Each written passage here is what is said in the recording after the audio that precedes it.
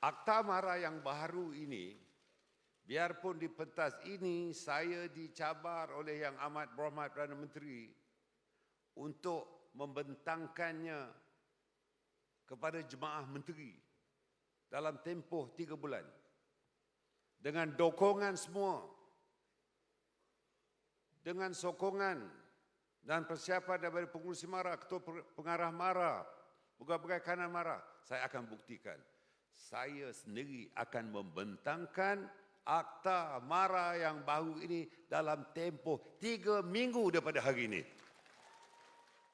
Saya bukan riak. Sebenarnya, jangan bagi tahu PM ya.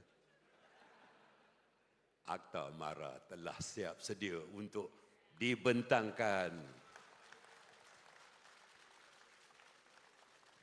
Artinya kita efisien. Artinya kita bukan generasi seperti sebelum merdeka. Kita anak pasca merdeka.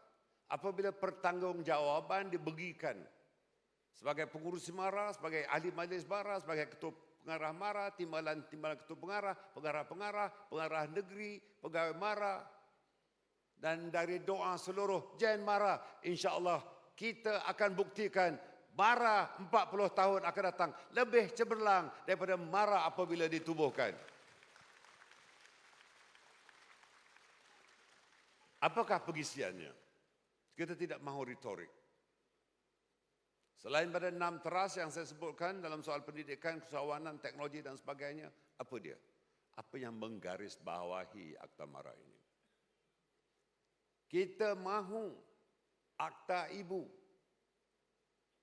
the main act di dalam Akta Mara itu, mesti mengambil kira tata kelola dari segi pengurusan, tata kelola dari segi pelaburan, tata kelola dari segi pelaksanaan ekosistem pendidikan, tata kelola dalam aspek mewujudkan lebih ramai usahawan, tata kelola dalam mendepani teknologi baru untuk generasi baru.